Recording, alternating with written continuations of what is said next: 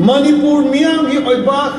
ngasi thoiba crisis ase India na akak naba matam khar gi manung da makoi na loisandraba Delhi da ko na hojik haiba tai akak naba matam adugi man loisandraba oiba taragadi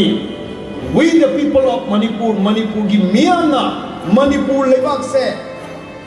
1949 gi September ki tang kuma thoi da sign to giba maza agreement adugi mamang da lairamba Manipur gi sakam maduda Manipur gi laingam aduda koi hanjil lani haiba se koi haiba taw onker da phamiba ngasi lamdam ke ada mai ge ngai ba egi ichili raw mayam sing cha hawat daga kana su chelak da bani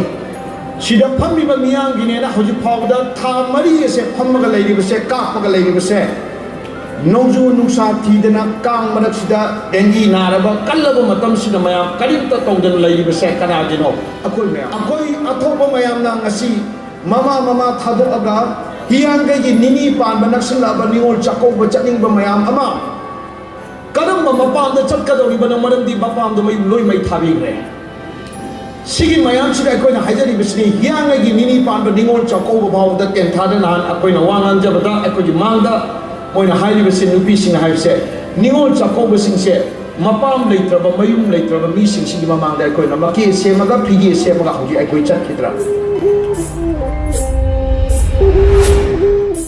ai koi what if loga daba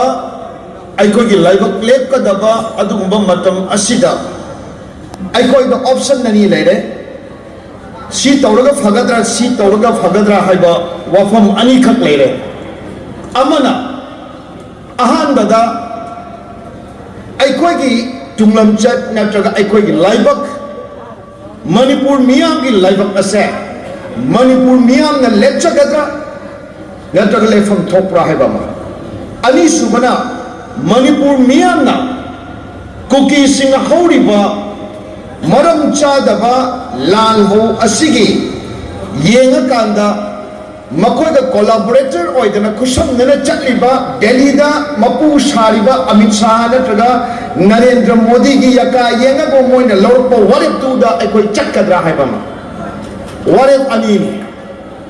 ani sida miyam ekoi gi warip ama Delhi na lobo warip ama madu gi warip tu da ekoi na ningsing ningai oiriba se September gi tang kun ama thoi numina se karino Numida se khwaidagi tam akogi kawba ngamoidaba thodok ani Manipur gi puwali da thoki ahan bada mayam na panariba merger agreement haidana lising amga chamapan nifu mapan gi September gi tang kun gama thoida Manipur gi ning thobu ngamkai gi wari sanase na kawraga Shillong da namthak tawraga het thumbaga police Assam Rifles amasung Indian Army na question lakanda Manipur gi ning thobu Tang tara nipan tara mapan kun kurma thoi numit mari ni mai amasung telegraph kakhat laga Manipur gi ning thobo phajal laga thangiba adugumba numit adugi logiba what if merger agreement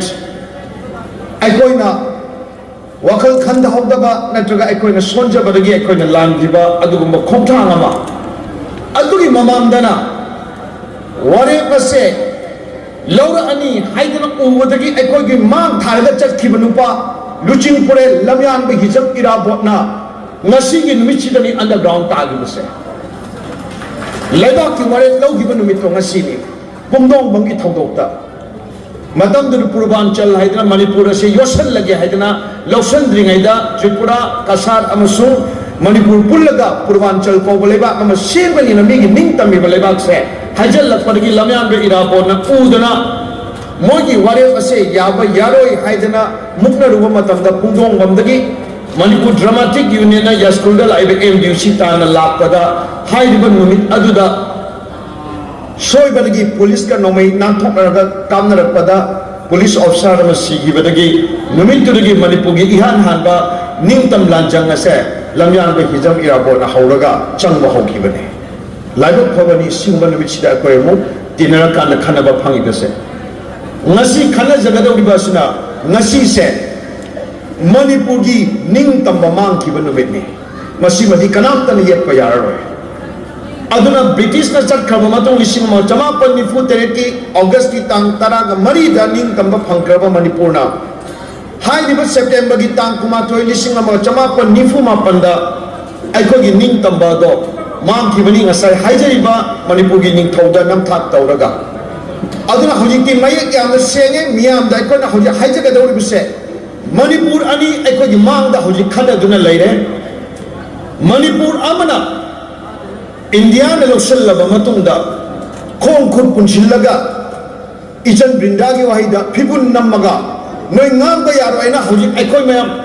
tha mari sura bhavda ukhulda dimapurda jiribamda natraga any mafam amada chingi lamda thokpa yadana aikoi se langoi challiba adumba manipur ama natrane 1949 dagi na chahi 100 mari laiba se masi tana bani mo silai se kuki macha singbu chungoi oina season bani adra sigumba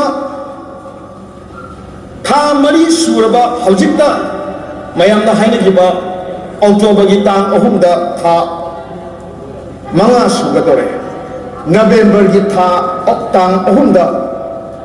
November gi black day numitana akoi se tha taruk sugadore sahi makhai ba susulakadore namtharaga thammi base masigi queen sida mayam masum laise haibra akoi icha mayam aikogi ichilinaw mayam pharaga moina punjalla kana kihallaga now wafum mani lere aikogi mangda amana ningthau palinga de chumi ningthau gi lenga makhada aikoi sin namda damyam si thamme haiba taraga su lamdam sida hana hingmin nare kwa maitai pangan nataga hana laiba ichilinaw tangkhul orsu kabui orsu naga orsu akoi mayam khusam naraga lairamba laibak ama kana guma mitop amata changba yaginaba aikoi oiba leibak ama ningtamna leiramba leibak ama madugi leibak tuma ani subadana india na lawsallaba matungda hojik oiba phibam sida mi su hatok piba india gi sahi 103 surakpa matam 105 surakpa matam na mayamna india gi azadi ka amrit mahotsav pa india se ningtamme nungaire sahi 105 sure haidana Makoi mayam mai thadana sandes inada nungai ba phongdokpa matamdana somna kandana yum mai thabiraga nomai na kapiraga mara leijadaba mama kaya mara leijadaba mau kaya akogi lukhrabi oiliba macha kaina halibase india na sahi 105 ge akoi na pirakpa khudoni masigi khudon sina hoji akoi na lobadaba warem sikarino akoi ngasi fawada india ne na chauthokna leibani chauthok charibani fare namlong loksin kare aduna hojik aikoi mangda taribo wafamdi aikoi kari tawgadage aikoi hojik adum delhi na kaino ma tawbirakpa yai makoi na aikoi gi damakta afaba ma tawbirakpa yai haidana narendra modi amit shah na thake india gi parliament na maitai se mullo haisa akoi mutpasi yadoira moina lobo wareta aikoi se samu mamai dauna mana haibana kanda sum aikoi myam se chakka dawira natraga aikoi gi oijaba warep amada india bu yahangadoribra masidi khanadoroi natrane manipur miyagi warep se masi india na yadaba yaroi haidana haibam thopra natraga delhi na yade harga akhor myam tumin leibam thopra masida habiyo aduna mayam kunima aikoi gi oibo warep asida kari lohon thopage haibaduni yam lurise mayam thajabado aikoi ka sumahang jaroi rally chalaga mayam meeting kauraga ngache thumchet ki warep thunate akoi madu pamde akoi na lawjaning madi manipur miyang gi laibak lepang ba warep am lawga tabni adu lawga ngamdraga di akoi mithibong mitambal tare adu mayam kurima akoi bu thajabi badigi lakpi di ba mayam hoji phawba phambi di ba mayam akoi na ikai khumda jabaga loina mayam na khanbi di ba mayam na thaji di ba do ngasi gi mifam masina manghandana अचेत थाजब लोनना मनपुर की तुंगम चट मनपुर हिमिनरी अखोई खुनिम की तुंगम चट सेमनबगी अचेत वारेप लौगद मिकुप हजिक हाक्तंगाई सिलाए other moderator ओइबिनी बयाबुंगना वा nganगब मतुंगदा वारेप तो सोइदना लानी एना थाजजै अर मयाम खुनिमक ngaibira kanda hojiki leiriba अखोई की पुंसी से अमम्ब दौना लेरिबा तौफम खंगदबा पोरपोक चाकपा ngahak lerga adure attack tawse mukchenba haibam tौफम खंगदबा अखोई मिहुने न चखिबा मकोई कुंथ्रा मरीना अखोई दमकता करिगुम तौबिरगद्रना खल्लगा अनिरक हंजन हंजनना मणिपुर मियाम हाइबदि कुकी अमसुंग मैतैदगी खुलाई पाली बसे लौथो मोदी खुलाई लौथो ना मेमोरेंडम थाजल लमेनी कुछा मरी लो चक्करना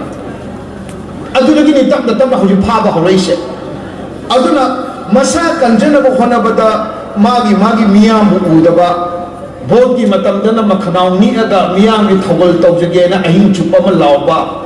हौजिना मियाम द वारबा मतमना खोदना चेनगगा याईपोक्ता मोइबुम खोंगदा थीबदगी कराइदेनो हौगलगा मंगोय हावो चक्करगा दिल्लीदा मियाम चिगी नोमय औता लोकोक पिरोना तौला अना मयाम खुदिमा हाइरिबा वारेप तुना कसु यारोय हौजिकते अइकोय खमे अइकोय लेंगाक लेत्रे मिनिट तरा निथोगी असेंबली कौबा यारोय मियाम द नमथाक तौबने अना मयाम खुदिमा हौजिकती असेंबा असेंबली दी असेंबा फंबई दी अइकोय लॉर्ड असेंबली हाइसे फंबई हाइबनी मियाम की असेंबली की हौजिक फमी बसे मैके दिगी लाइबचना मसिना असेंबा असेंबली नि अदुना मसिना सदोकिबा मतमदा मणिपुर मई हौरोय खंबीगनो अदा मयाम खुन लेकाय खुदिमक्ता हौजिक मागी फंबई फमकांदा मागी अपाबा फोंदो अकांदा वारेप लौबा हौरइबसिनी अदा मयाम खुदिमक ngasisu aikoi mayam phambi di खुदिमकना आइगे खुंदा फंबई की वारेप लौनबा mayam changjinsi अना मयाम अरोइबो अदो आइना हाइजनिंगबदी अकोय हानगुमसी आइगी इमा लेबाक असे हौजिकि अकोय खंगे मांगी वारी मयाम अमा प्रोफेसर बिमोल आइगी मरुपना लिबिरे लीगल की मयाम अमा पाउसिंग ने थंबिरे रतनना अवाबो मयाम हाबिरे ओजा गोपालना अमल यामलबा मणिपुर की ओयक की बफियम तादना हाबिरे आइगी इनाव जोटिन ने थंबिरे मयाम से थममतंगा अकोय की ख्वादिगी नुक्सीजबा इस्लाम मकक्साना फुरुक मयाम से पुनगदबनी हाइबगी खोलाव थंबीर अबनिना फ्रॉम टुडे नसी दगिदी मणिपुर की इहो वसे मैतई खक्तगी इहो ओइररोय खोंजाई सिंगी मथक्ता हौगदब लानसे अकोय फुरुक खुरिमक यावगा हौरनी हाइबसे फमिसना खांगबने दिस इज द डिफरेंस चिदनी खेनब होइसे अदुना मयाम खुदिमक खल्लकांदा फुरुक खुदिमक अकोय तानरकांदा संजनबा मतम ओइरे अना मयाम खुदिमक हाइरिबा वाखल सिगल लोइनना अकोय खुदिमकती इमा लेबाक ओइरिबा सिगुम लेबाक असे कन्नबा मयाम चंगसिन मिनसी ngasi पुलिबा ngasi थाजबिबा सुमाइना मतम सुपदा अकोय वाहिदा मयामदा मयाम क्वाक हाइदना सानारक मतमदा क्वाक करी क्वाक नो मयाम क्वाकनी सोमदा चक्के चटफदे मोरोमे खुयामदा चागे चाफदे इसिंग खुयामदा थके थकपदे हाइबा मतमदा ममाना मयाम क्वाक्तुना अकोन बदा अदुदी नचा खोंदोन मैरोबी चारगे ना हारप मतमदा मचा खोंदोन बी मैरोबी कन्नबा ममाना मखुत खल्लगा गाक्थोखिबदुनी हौजिक मैरा पाइबी मैमना गाक्थोइसे अदुना हौजिकी मयाम क्वाक मयामदगी अकोय कनसे हारबदी ममाना हाइगिबा इचासा चेना यालु स्वा हाइगा स्वा थागिबा दमाइना हौजिकसे अमगा चेना यानजनबा चंगी अकोय पुनसनबा चंगी अदा अमत्ता ओइना पुनसलकांदा अकोय लाकदोबी वारे असे थबक्तो ओंथोकनबा अकोय होटमिनसी अदा मयाम खुदिमक अइना अरोइबो ओइना थेंगसु थेंजेलाबनी मयामदा थमजनिबदी मयामसु खितंग खनबियु दाइस फमिबा सिंगसे आई चाक चाबा चादबरा आइसु खंगदे अकोयदि अनंबना चादरे अदा मयाम मधु खंदना मयामना नुंगाइना सिदा ताबिरिबा लेबाकी वारेप लौगदोबि सेम लुई लमयान बे हिजम इराबोट की वारेप खरना मणिपुर की लाइबक लेपना बखोना मधु माथि खिबा तारगसु ngasi 31 September lamyan be hijam irabona pamamba adugumba warep singa do makha tana puthage haiba taragadi ngasi phambi riba miyam na khun lekai da akoi paujel se sadok piraga anoba manipur gi movement nama haumi nasi haibna mayam da thamjari aduga ta senama akoi lepiba sumaina lepaba akoi gi laibak lepada kasu kiningai leite achumba haiba kiningai leite manipur miyam gi oiba ngasi thoiba crisis ase India na akak naba matam khar gi manung da makoi na loisandraba Delhi da kana hoje khai batai akak naba matam adugi man loisandraba oiba taragadi we the people of Manipur gi miyana Manipur lebak se 1949 gi September ki tang kuma thoida sign togiba maza agreement adugi mamang da leiramba Manipur gi satam maduda Manipur gi leirang adura koi hanjil lani haibase koi haigata aduna mayam khonima haiba mayam se suggestion tawjarga mayam na haibi bape ndaba mayam haibi rakanda kun da su lakjara kanda ai koi tha ama tha ani sigi manungda kari tawgadage haibadu leminasi ima lebakini khallaga warabasu wana ngasi bunker da phamiba ngasi lamdam kaya da maigai ngaiba egi ichilinaw mayam singsa hawatlaga kanasu chelakdabani sida phamiba miyangine na hoji phawda tha mari ase phammaga leiribase kapaga leiribase nongju nungsa thidana kang marak sida dengi naraba kallaba matam sida mayam karimta tawdan leiribase kanagino akoi mayam gine akoi athoba mayam na ngasi mama thadoaga hiyangagi nini panba naksilaba ningol chakoba chatningba mayam ama karamba mapamda chatkadoriba na maramdi mapamda may loi may thabigre sigi mayam sida akoina haijari bisni hiyangagi nini panba ningol chakoba bawda tenthada nan akoina wangan jabada akoji mangda moina hairi bisi nupi sing hairse ningol chakoba singse mapam leitraba mayum leitraba mi sing sigi mamangda akoina maki semaga pigi semaga hoji akoi chatkidra ana mayam khadima hairiba mayam se khanbir kanda akoi amatta mutta oi minasi akoina amatta oiba matamda karimta kibigalo akoi bu mai thiba pi bangam da kanam ta leite hauji akoi chilina manga phagare akoi na su hanjan na threaten tawre phagani abatare sida phamiba mayam si Kashmir da mi lising tara nipan phagi baduda mayam ama changhi ba dumaina akoi bu su phagi ba yai akoi na thaji jarbi moi da yam toina warning pijaninge badi akoi pharaga amani si pharaga manipur gi miyam gi sentiment kaito mari sunam daba ngamoi habi si moi kangam thopani he mai chu na ba tarokanu adu shauta democratically akoi na lauri mase thajabiu mase miyam gi kholauni ai gi kholauna te natwa phabi ba mayam si gi kholauna te miyam gi mahusilakanda kare hena expressive oiba phongdok pangam mi khana phongdok pani na khalikanda mayam gi thamoida mayam gi punging da phabi ri ba mayam do aikoi na sok na ngang pagini mayam na kuwa khuri bas akoi khangi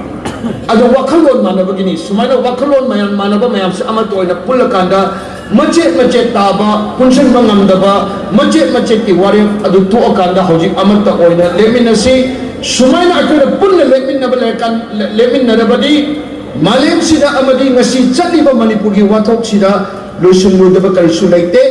manipuri wasok ase India government na loisun hangum si Manipur biya no ina loisun hansi masi matang hydra ga ido sinige thank you all for no ko